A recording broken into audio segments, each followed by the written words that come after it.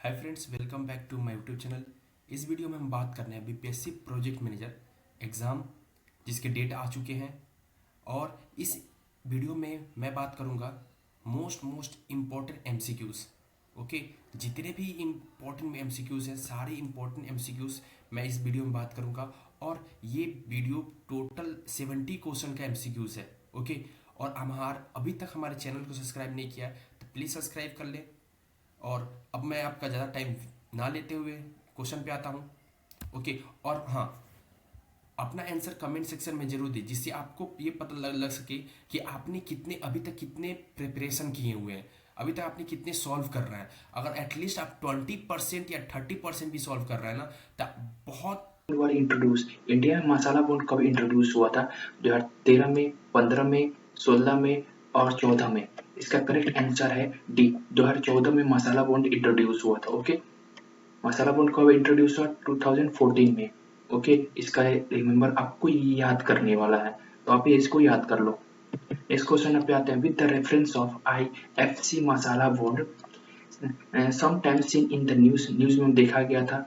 First इसका कुछ statement दिया जो गया है, करेक्ट इज करेक्ट है।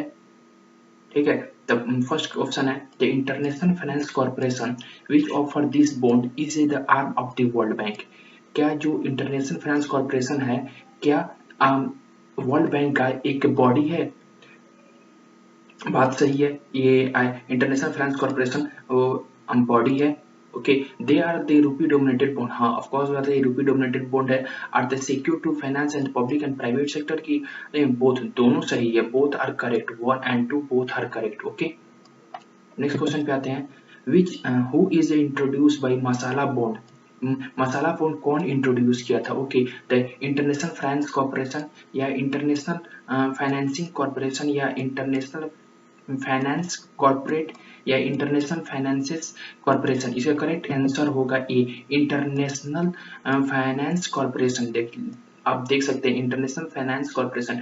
थोड़ी सी या फाइनेंसिंग आ चुका है या फाइनेंस आया हुआ है, कॉर्पोरेशन की जगह कॉर्पोरेट आया हुआ है, फाइनेंसेस एस लग गया हुआ है। तो आपने आंसर देने से पहले एक बार, दो बार इसको देख ले। ओके, नेक्स्ट क्वेश्चन पे आते हैं। The IFC issue the first masala bond in India.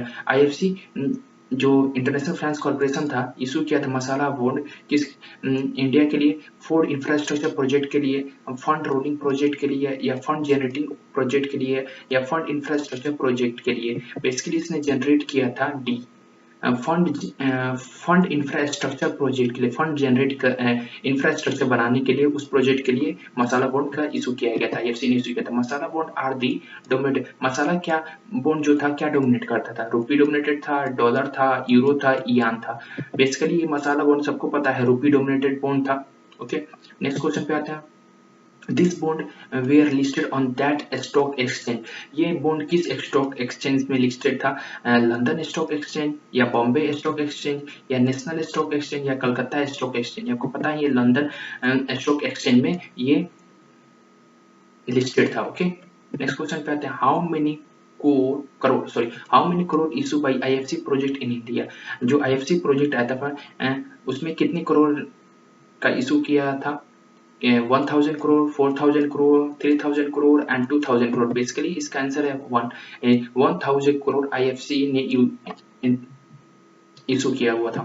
ठीक है, the minimum maturity periods in year. कितना मिनिमम मेच्योरिटी पीरियड्स था उस बॉन्ड का? मिनिमम मेच्योरिटी पीरियड 2 साल था, 4 साल था, 3 साल था, या 5 साल? करेक्ट आंसर होगा सी, 3 साल का मेच्योरिटी पीरियड लगा था मिनिमम। मैक्सिमम बात करें या 5 साल था।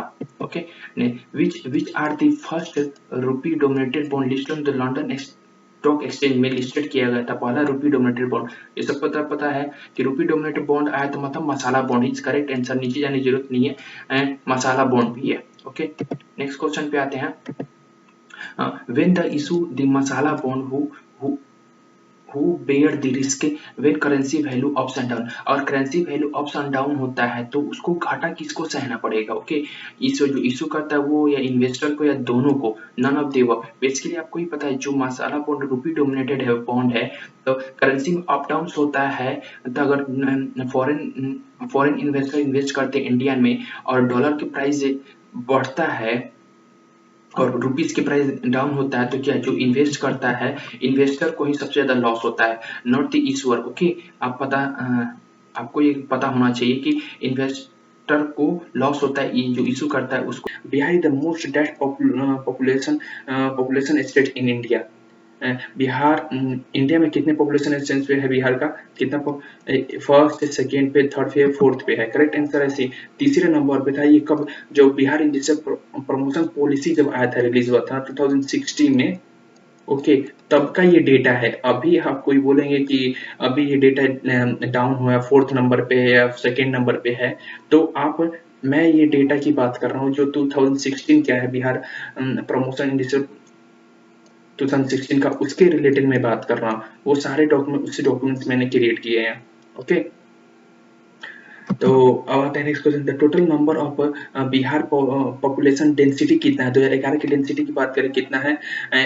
1106 पर्सन पर स्क्वायर किलोमीटर पे है, या 1109 पर्सन पर किलो स्क्वायर मीटर पे है, 1108 पर्सन के, या 1107 पर्सन पर स्क्वायर किलोमीटर पे है? इसका करेक्ट आंसर है ए, 1106 पर्सन पर स्क्वायर किलोमीटर पे है। ये बात किया जा रहा है 2011 के रिलेटेड, ना करंट डेटा से रिलेटेड बात नहीं किया जा रहा। Okay, next question, where is the pristine mega food park? Pristine mega food park कहाँ पे है? मारंगा, पूर्णिया में, या भागलपुर में, या पटना, या खगड़िया में? इसका करेक्ट आंसर होगा डी, खगड़िया में है। Okay, pristine mega food park कहाँ पे है? खगड़िया में। नेक्स्ट क्वेश्चन पे, हाउ मेनी एकड़ ऑफ, कितने एकड़ दिए गए हैं प्रिस्टीन मेगा फूड पार्क के लिए? ओके, बनाने के लिए 110 एकड़ की दिया गया है, 99 एकड़, 108 होकर 98 एकड़ है। इसका करेक्ट आंसर होगा डी, टोटल एकड़ दिया गया 98 एकड़ to build the pristine mega food park. Okay, next question पे आते हैं, वेयर इज पूर्णासर जूट पार्क सिचुएटेड? अभी हमने पिछले वीडियो में देखा है कि कहाँ पे सिचुएटेड है, पूर्णिया में है, भागलपुर में है, पटना में है, खगड़िया में। इसका करेक्ट आंसर होगा पूर्णिया में है। ओके, नेक्स्ट क्वेश्चन पे, how many acres of the पूर्णाशेर जू कितने उसको जूट पार्क को सिचुएट एकड़ ऑफ लैंड दिया गया है? 44-33 एकड़ लैंड दिया गया है, या 47-30 एकड़ लेंगे, या 45-30 एकड़ लेंगे, या 49.30 एकड़ लैंड दिया? करेक्ट आंसर होगा 44-35 एकड़ लैंड दिया गया है। अब आते हैं क्वेश्चन सेकंड क्वेश्चन नंबर 16 पे, वेयर इज आईटी और आईटीएस इलेक्ट्रॉनिक मैन्युफैक्चरिंग पार्क कहाँ पे है? राजगीर में है, वियाता पटना में है, ओनली ए, या ए और बी? इसका करेक्ट आंसर होगा ए एंड बी, दोनों जगह राजगीर और वियाता पटना में। ओके, इसको आपको याद रखना, ये क्वेश्चन पूछ सकते हैं। इस क्वेश्चन की बात करें, सॉरी हाँ, ये कुछ अलग और ही क्लस्टर है जो प्रीवियस वीडियो में हमने बात किया था क्लस्टर के बारे में, कि कौन से क्लस्टर कहाँ पे हैं। लेदर फुटवेयर का अपने बात किया गया था जो पटना में सिचुएटेड, सॉरी पटना में जो सिचुएटेड था, और लेदर प्रोडक्शन की बात किया गया था, लेदर प्रोडक्शन की बात किया जो छपरा में सिचुएटेड था। ओके, अब यहाँ पे बात करते हैं कॉपर ब्रोंज एलॉय उटिसेंट क्लस्टर कहाँ पे? डिस्ट्रिक्ट वैशाली में है। जैसे स्वीट और नमकीन खाजा क्लस्टर कहाँ पे है? माधेपुरा में है। बम्बू वर्क्स क्लस्टर कहाँ पे है? डिस्ट्रिक्ट माधेपुरा में है। ये सारे क्लस्टर आपको याद रखने हैं क्योंकि एग्जाम पॉइंट ऑफ व्यू से बहुत इंपॉर्टेंट क्वेश्चन बन सकते हैं इससे। ओके, इन विच इन्फ्लेशन किस स्टेट के कारण होता है? The value of money increase के कारण, value of money increase in ads by Jagran TV के through, value of the money increase the first and then decrease होता है। Value of money increase first, sorry decrease first and increase later होता है। इसका answer हो जाएगा price of currency decrease, sorry ये हो जाएगा the value of money decrease, money के डिक्रीज का होता है, कम गिरने के कारण होता है। और how inflation effect the price of commodities, inflation कैसे इफेक्ट करता है कमोडिटी को? प्राइस ऑफ कमोडिटी डिक्रीज होने के कारण, प्राइस ऑफ कमोडिटी इंक्रीज होने का नो इफेक्ट, कोई प्रभाव नहीं पड़ता। First price decrease later on increase, पहले डिक्रीज होता है उसके बाद इंक्रीज होता है। इसका आंसर होगा price of goods are increase, जो प्राइस होता है गुड्स के वो इंक्रीज, प्राइस ऑफ गुड्स और increase. Okay, price of commodities is increase. Okay, same है। When there is a high inflation in the economy, how will it effect the supply of money in the economy. जब inflation ज़्यादा होता है तो वो कैसे supply, जो money supply होता है, लिक्विडिटी होता है मार्केट में, उसको कैसे इफेक्ट कर सकता है। फर्स्ट में no effect on the money supply, कोई प्रभाव नहीं होता है, सप्लाई ऑफ मनी डिक्रीज किया जाता है, सप्लाई ऑफ मनी इंक्रीज कर दिएगा। नन ऑफ देखो सॉरी, इसका आंसर है सप्लाई ऑफ मनी इंक्रीज हो जाता है, सप्लाई ऑफ मनी, इस कारण क्या है, सप्लाई ऑफ मनी इंक्रीज हो जाता है, ठीक है। Which of the following classes will not be negatively affected by the higher inflation, जब इन्फ्लेशन हायर होता है वो नेगेटिवली इफेक्ट नहीं करता है। जैसे फर्स्ट ऑप्शन हो जाए कंज्यूमर क्लास पे, डिबेटर क्लास पे, पेजनरी क्लास पे और बिजनेस क्लास पे, सॉरी इसका आंसर है डी, बिजनेस क्लास पे। Business class will be richer by receiving the higher price of the commodity, business class को ज्यादा प्राइस पे रिसीव होता है कमोडिटीज को। व्हाट इज स्टेजफ्लेशन, क्या होता है?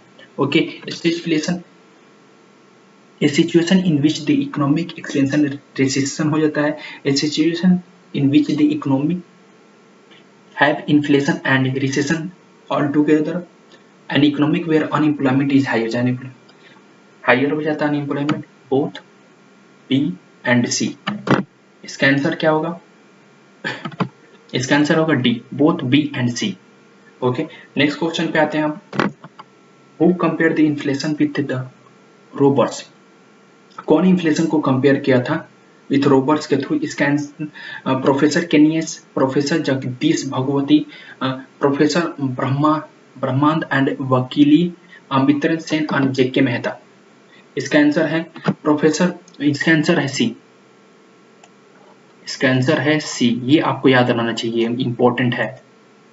अब आते हैं क्वेश्चन नंबर से, who wrote the book how to pay for money, किसने बुक लिखा था how to pay for money, money के लिए कैसे पे करें, ठीक है। अमृत्य सेन ने, एडम स्मिथ ने, कार्ल मार्क्स में, प्रोफेसर केनियस। इसका आंसर है प्रोफेसर केनियस ने ये बुक लिखा हुआ था। ओके, नेक्स्ट क्वेश्चन पे आते हैं। Which of the following concept is just opposite to deflation, से जस्ट अपोजिट है, स्टेजफ्लेशन, इन्फ्लेशन, रिसेशन या डिसइन्फ्लेशन। इसका जस्ट अपोजिट है डिफ्लेशन के इन्फ्लेशन, बी। ओके, बी है just opposite. Which of the following measure is adopt to reduce inflation, कौन सा? Previous वाले क्वेश्चन पे हम बात कर चुके हैं, इन्फ्लेशन को रिड्यूस करने का मेजर क्या है? Reduce in bank rate, reduce in the repo rate, increase in the government expenditure, cuts in the government expenditure. इसका आंसर है D, cuts in the government expenditure, जो गवर्नमेंट का खर्च है उसमें कट करना। What is the base year for the measuring inflation, sorry base year क्या है इन्फ्लेशन को मेजर करने के लिए इन इंडिया में? इसका बेस ईयर क्या था? सी था base year 11-12, new base year of measuring inflation 11-12। Okay, क्या बेस ईयर है ये पूछ सकते हैं, ये इंपॉर्टेंट एमसीक्यू, ये इंपॉर्टेंट क्वेश्चन बन सकता है। ओके, तो इसको याद रखें, बेस ईयर क्या है? 11-12। ओके, बेस ईयर कितना है? Measuring inflation wholesale price index, ठीक है, इसका बेस ईयर क्या है? How much amount has been allocated to promote handloom industry को प्रमोट करने के लिए कितना सेक्शन किया गया था? 2 करोड़, 3 करोड़, 4 करोड़, 1 करोड़। तो करेक्ट आंसर है 1 करोड़ सेक्शन किया गया था हैंडलूम को प्रमोट करने के लिए। नेक्स्ट क्वेश्चन पे आते हैं। For priority sectors state government will give subsidy, priority sector को स्टेट गवर्नमेंट ने कितना सब्सिडी देने का तय किया था? ओके, कितना सब्सिडी देने का? 30% या 39% या 34% या 35%। करेक्ट आंसर है ए, 30% सब्सिडी देने का तय किया था। किसको? प्रायोरिटाइज सेक्टर स्टेट गवर्नमेंट ने। आते हैं for micro small industry will be eligible for the subsidy, जो माइक्रो और स्मॉल इंडस्ट्री थे, जो छोटे छोटे इंडस्ट्री से जो सेटअप किया गया था, उनको कितनी % सब्सिडी देने की बात किया गया था? 12% या 13% या 14% या 15%। इसका करेक्ट आंसर है 12% सब्सिडी देने की बात की गई थी। ओके, नेक्स्ट क्वेश्चन पे आते हैं।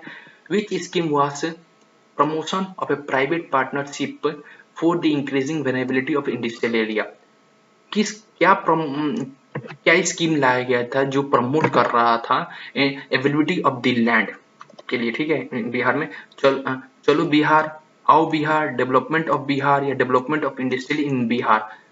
ठीक है, इसका करेक्ट आंसर होगा आओ बिहार। ओके, ये स्कीम प्रमोट करने के लिए लाया गया था, ये स्कीम जिससे कि हमारे जितने भी इन्वेस्टर हो हमारे आके बिहार में इन्वेस्ट करें, इंडस्ट्रियली सेटअप करें, ये स्कीम लाया गया था। ओके, और आओ बिहार स्कीम कब लाया गया था? 2012 में, 2014, 2016 और 2011 में। इसका करेक्ट आंसर है डी, 2011 में आओ बिहार स्कीम लाया गया था। कब लाया गया था आओ बिहार स्कीम? 2011 में। ओके, नेक्स्ट क्वेश्चन पे आते हैं। How many acres of land can buy और sell any person of a group of person for establishment of industry? Industry setup करने के लिए, कोई उद्योग सेटअप करने के लिए, उसके लिए कितने एकर्स वो लैंड खरीद सकते हैं और सेल कर सकते हैं? इसके है 6 एकड़, 7 एकड़, 2 एकड़, 8 एकड़। इसका करेक्ट आंसर है सी, 2 एकड़ या उससे ज्यादा। ठीक है, 2 एकड़ आप जमीन खरीद सकते हैं और बेच भी सकते हैं। ग्रुप ऑफ पर्सन, ठीक है, ग्रुप ऑफ पर्सन जमीन खरीद सकते हैं, ना इंडिविजुअल नहीं, group of person. Okay, can buy 2 acres of land. How much amount investment attract on ground investment of other investor? Investor को अट्रैक्ट करने के लिए ऑन ग्राउंड में कितना इन्वेस्ट किया गया था? 15,000 करोड़, 18,000 करोड़, 16,000 करोड़, 17,000 करोड़। इसका करेक्ट आंसर है ये 15,000 करोड़ इन ये किया गया था। 15,000 crore for investing on ground investment. Okay, next question पे आता है, क्वेश्चन 48 पे। How much direct employment opportunity created by the state government across all economic sector? सारे इकोनॉमिक सेक्टर को मिला के स्टेट गवर्नमेंट ने कितने एम्प्लॉयमेंट क्रिएट करने की बात की थी?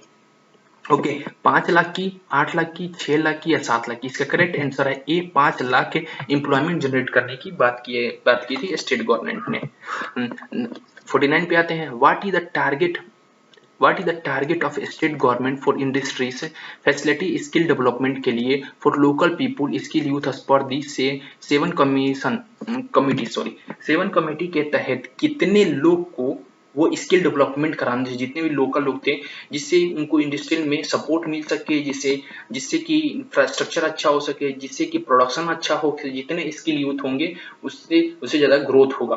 Okay, correct answer sorry 15 million या 18 मिलियन या 17 मिलियन या 16 मिलियन? इसका करेक्ट आंसर है ये 15 मिलियन इस लोकल पीपुल स्किल डेवलपमेंट की बात की गए थे for local people 7th committee के तहत। इसके अब आते हैं 50 क्वेश्चन पे। For increasing the competitiveness of MSME adoption, competitiveness बढ़ाने के लिए मतलब कंपटीशन बढ़ाने के लिए एमएसएमई ने क्या रूल अपनाया था? जैसे कि जीरो डिफेक्ट जीरो इफेक्ट के रूल अपनाया था, 100% इफेक्ट फ्री बनाया था, 50-50 इफेक्ट फ्री बनाया था, नॉन ऑब्जेक्ट। इसका करेक्ट आंसर है जीरो डिफेक्ट जीरो इफेक्ट। इसका मीन्स ये होता है कि जीरो डिफेक्ट मतलब कुछ जो इंडस्ट्री जो बना रहा है, रॉ मटेरियल बना रहा है या कुछ भी उसका प्रोडक्ट बना रहा है, उससे वो जीरो डिफेक्ट हो, और उस जो प्रोडक्ट बन रहा है उससे कोई भी इकोलॉजिकल सिस्टम या उसमें वातावरण में उससे कोई प्रभाव ना पड़े या दुष्प्रभाव ना पड़े, इसलिए जीरो डिफेक्ट और जीरो इफेक्ट उसने रूल अपनाया था। ओके, क्वेश्चन पे आरबीआई मैंडेट किया था दैट मनी राइज की through the bond can not be issue for the, जो मनी राइज किया है वो बॉन्ड का मनी किस में इशू नहीं किया जा सकता है? रियल एस्टेट में उसका पैसा इन्वेस्ट नहीं किया जा सकता है, अफोर्डेबल हाउसिंग प्रोजेक्ट में नहीं किया जा सकता है, कैपिटल मार्केट में नहीं किया जा सकता है, purchase of land. Option A में ए बी, ऑप्शन 2 में बी सी, ऑप्शन 3 में A B and C, all of the above. इसका करेक्ट आंसर है ऑल ऑफ दी अबव। सारे में ये आप जो मनी राइज किया गया था, जो बॉन्ड के थ्रू मनी राइज किया गया था, वो आप इन्वेस्ट नहीं कर सकते हैं किसी चीज में, किसी चीज इन द सेंस ये आप रियल एस्टेट में इन्वेस्ट नहीं कर सकते हैं। ओके, बात है next question. According to the RBI की बात किया जाए, who can eligible to the issue the rupee dominated bonds overseas? कौन एलिजिबल है रूपी डोमिनेटेड बॉन्ड इशू करने के लिए ओवरसीज में? बॉडी कॉर्पोरेट होता है, या इंडियन बैंक कर सकता है, रियल एस्टेट कर सकता है, या कैपिटल मार्केट्स कर सकता है? इसका ऑप्शन ए का ओनली वन ए है, या ए बी है, ओनली सी है, all of the above? Only B होगा। बी मतलब ए एंड बी। ए और बॉडी कॉर्पोरेट, जो कॉर्पोरेट बॉडी हो, जिसका कॉर्पोरेट ऑर्गेनाइजेशन हो, बैंक हो या Indian bank. Okay, next question पे आते हैं। NRI bond issue by, NRI bond को किसने इशू किया है? सेंट्रल गवर्नमेंट ने या स्टेट गवर्नमेंट ने, आरबीआई या नॉन ऑफ दिस। आपको पता है कि एनआरआई बॉन्ड किसने इशू किया? आरबीआई ने इशू किया एनआरआई बॉन्ड, ये आपको याद रहना चाहिए। रैंडम छोटा सा क्वेश्चन है लेकिन आपको याद होना चाहिए, पता होना चाहिए। एनआरआई बॉन्ड किसने इशू किया? आरबीआई ने इशू किया है। NRI bond issue for the, NRI bond किससे इशू किया गया था? फॉर लोकल पीपुल के लिए या फॉर नॉन रेसिडेंशियल इंडियन के लिए? Only A, non of this. आपको पता है कि एनआरआई बॉन्ड इशू किया, एनआरआई मतलब फॉरेन इन्वेस्टर के लिए इशू किया गया था, मतलब नॉन रेसिडेंशियल इंडियन के लिए ही यूज किया गया है। ओके, इसका करेक्ट आंसर है बी। नेक्स्ट क्वेश्चन पे, since NRI bond offer dash returns, जो एनआरआई बॉन्ड इशू किया गया था वो क्या रिटर्न्स करता था? हाई रिटर्न्स करता था या इक्वल रिटर्न करता था, या हाई रिटर्न्स करता था, या लो रिटर्न्स करता था, या तीनों रिटर्न कर सकता है? बेसिकली जब एनआरआई बॉन्ड इशू किया गया था तो वो क्या करते थे? फॉरेन इन्वेस्टर इसको क्या मानते थे? सेफ इन्वेस्टिंग मानते थे, और ये हाई रिटर्न्स प्रोवाइड करता था। ओके, ये हाई रिटर्न प्रोवाइड करता था। इसका करेक्ट आंसर होगा बी, हाई रिटर्न प्रोवाइड करता था। This can be issue as a tool to attract, ये एक टूल की तरह अट्रैक्ट करता था किसको? ड्यूरिंग द टाइम, किस टाइम में? During the time when other domestic asset fail, हमारे अदर डोमेस्टिक जो एसेट थे सारे फेल हो जाते थे, तब इसको इश्यू किया जाता था to attract the non residential Indian के लिए, कैपिटल के लिए, पीपुल के लिए, नॉन ऑफ दिस। इसका करेक्ट आंसर है नॉन, सॉरी कैपिटल के लिए, कैपिटल राइज करने के लिए इसको, जब हमारे सारे एसेट्स फेल हो जाते थे तब इसको इशू किया गया था कैपिटल जनरेट करने के लिए। When NRI bonds issue to attack the interest of the foreign investor, जब एनआरआई बॉन्ड इशू किया जाता था अट्रैक्ट करता था क्या? जो फॉरेन इन्वेस्टर थे उनको। When other domestic asset fail होता था तभी उसको अट्रैक्ट करते थे। When other raw materials assets are fail, या when other infrastructure domestic assets are fail.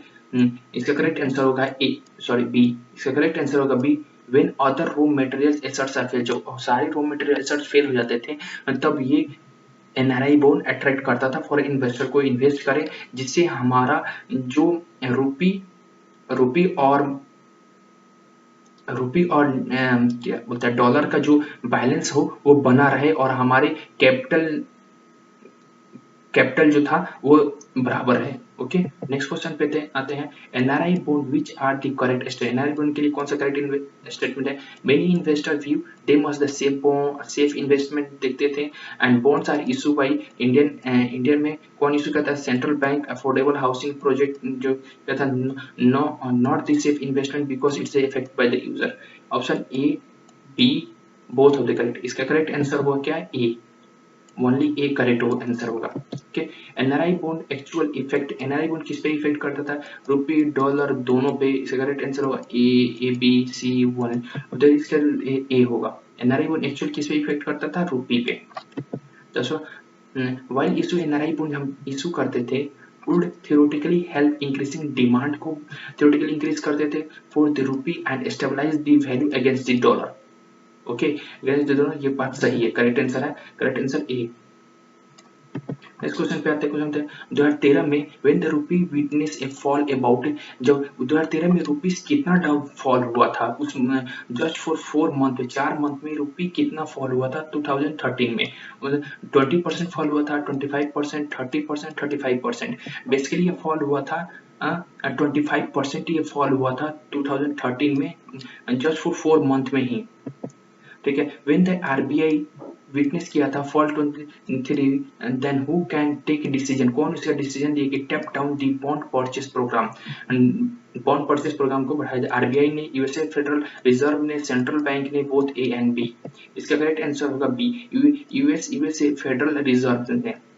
Okay, आते हैं when the NRI bond issue, जब एनआरआई बॉन्ड इशू था RBI was able to collect that amount, कितना collect कर सकता है amount? More than 30 billion with the foreign capital, 40 billion of the foreign current, 50 billions worth of the foreign capital, more than 60 billions of the worth of the foreign capital। इसका correct answer होगा ए, more than 30 billions worth of the foreign capital।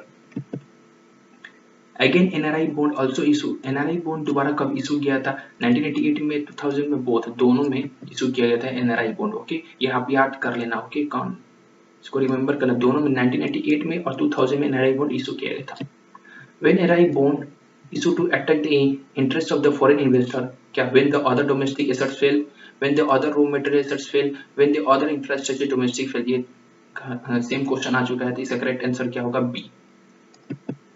Okay, हाँ, which is the correct statement? NRI board issue किया गया था इन 1998 में, आपको बता दें 2013 में have also established the rupee को। हाँ, बात सही है। Okay, when such bonds were issued, NRI boards can help rise in the 30 billion। ये भी बात सही है, मतलब बोथ करेक्ट आंसर होगा। ओके, नेक्स्ट क्वेश्चन पे एनआरआई बॉन्ड एक्चुअल इफेक्ट किसको इफेक्ट किया? सॉरी, नेक्स्ट अगेन क्वेश्चन आ गया, तो इसका करेक्ट आंसर होगा रूपी डोमिनेटेड था, रूपी। क्वेश्चन पे आते हैं कमिश्नरीज मींस क्या होता है? बेसिकली एनी, फर्स्ट ऑप्शन पे आते हैं any person appointment by the state. क्या जो कोई भी पर्सन को अपॉइंट करता है स्टेट किसी इंडस्ट्रियल डेवलपमेंट कमिश्नरी की तरह।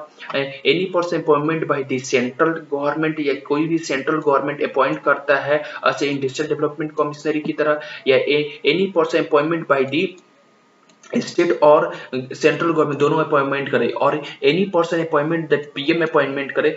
इसमें हम एलिमिनेशन मेथड का यूज करते हैं। बेसिकली इसका पीएम देखो स्टेट की बात किया गया है, तो पीएम इसमें का पीएम का कोई रोल नहीं होगा, तो ये एलिमिनेट हो गया। और स्टेट की बात किया होता है, सेंट्रल का भी कोई रोल नहीं होगा, तो ये भी ऑप्शन एलिमिनेट हो गया। ये भी ऑप्शन सेंट्रल की बात नहीं किया गया, तो ये भी एलिमिनेशन हो गया। अब ये बचा ए, तो यही करेक्ट आंसर होगा। Any person appointment by the state government to act as industrial development commissioner की तरह वो एक्ट कर सकता है। राइट आंसर है। नेक्स्ट क्वेश्चन करते हैं constitution of the state investment promotion board shall be as per which section? जो स्टेट इन्वेस्टमेंट प्रमोशन बोर्ड था वो किस सेक्शन के अंदर में आता है? फर्स्ट सेक्शन हुआ सेक्शन 4 पे, या सेक्शन 44A, या tenure nominated by the member साल ऑफ द 2 इयर्स पे होता है। जो डिसाइड करता है कौन? गवर्नमेंट डिसाइड करेंगे, या ए और सी? इसका बेसिकली आंसर होगा ए और सी। क्या आंसर होगा? ए और सी। ओके, नेक्स्ट क्वेश्चन पे आते हैं tenure of the nominated member साल बी। जो जिनको हम किसी पॉलिसी का हेड बनाते हैं उनकी टेन्योर कितने किया गया था? स्टेट 2 साल किया गया था, या 4 साल, या 5 साल, या 3 साल? बेसिकली इसका आंसर होगा ये 2 साल किया गया था। अब नेक्स्ट क्वेश्चन पे आते हैं हु डिसाइड द टेन्योर? जो पॉलिसी के हेड होते हैं, या उसके सीईओ होते हैं, उसके मेंबर होते हैं, वो उनका टेन्योर कौन नॉमिनेट करता है? सेंट्रल गवर्नमेंट डिसाइड करेगा, स्टेट गवर्नमेंट डिसाइड करेगा, या दोनों डिसाइड करेगा? मैंने बात पहले ही बता दिया था, ये स्टेट पॉलिसी है, तो बेसिकली इसकी कौन डिसाइड करता है? स्टेट बोर्ड डिसाइड करेगा, स्टेट गवर्नमेंट डिसाइड करेगा। तो इसका करेक्ट आंसर हो जाएगा बी। करेक्ट हो जाएगा बी। अभी तक आपने हमारे चैनल को सब्सक्राइब नहीं किया तो प्लीज सब्सक्राइब कर ले। नेक्स्ट क्वेश्चन पे आते हैं द बोर्ड मीटिंग कब होता है? या एवरी 3 मंथ बाद होता है, या एवरी 2 मंथ बाद होता है, या एवरी मंथ में होता है, या एवरी 4 मंथ में होता है? बोर्ड मीटिंग कितने कोई प्लानिंग कमीशन या किसी भी कमिश्नरी की बात किया जाए, इंडस्ट्रियल इन्वेस्टमेंट प्रमोशन बोर्ड की बात करें जो एक्ट का था, वो मीटिंग कब कब होती थी? तो बेसिकली इसकी मीटिंग एवरी मंथ होती थी, हर महीने इसकी मीटिंग होती थी। अब नेक्स्ट क्वेश्चन पे आता है who can lead the meeting? Meeting कौन लीड करेगा? The absence of any member, या इंक्लूडिंग द चेयरमैन भी एब्सेंट हो तो उस मीटिंग को कौन हैंडल करेगा या लीड करेगा? फर्स्ट ऑप्शन आता है absence of the chairman, the next senior most official member shall be president over the meeting. Okay, it can be held to the next date को, क्या वो नेक्स्ट डेट को held हो जाए, या it can be held to the next month, या next month. तो इसका राइट आंसर होगा द मोस्ट सीनियर जो मेंबर होगा वो मीटिंग को हेल्ड करेगा, मतलब आंसर होगा ए। ओके, अब नेक्स्ट क्वेश्चन पे आता है total number of member is procedure of the state investment promotion board. कितने नंबर ऑफ मेंबर हैंगे उस मीटिंग में जो भी चैनल बना है या पैनल बना है, उस मीटिंग पैनल में कितने मेंबर ऑफ रहेंगे? क्वारम क्या था? 5 मेंबर का वो एक पैनल था, 5 मेंबर का पैनल था इंक्लूडिंग चेयरमैन के था, या क्वारम कितने था? 6 मेंबर ऑफ इंक्लूडिंग चेयरमैन को लेके, या 7 मेंबर थे, या 8 मेंबर थे? इसका राइट आंसर होगा ए, 5 मेंबर थे इंक्लूडिंग चेयरमैन को लेके। और thanks for the watching video. अपना समय देने के लिए धन्यवाद। और अभी तक हमारे चैनल को सब्सक्राइब नहीं किया तो प्लीज सब्सक्राइब कर ले। Thanks for watching this video.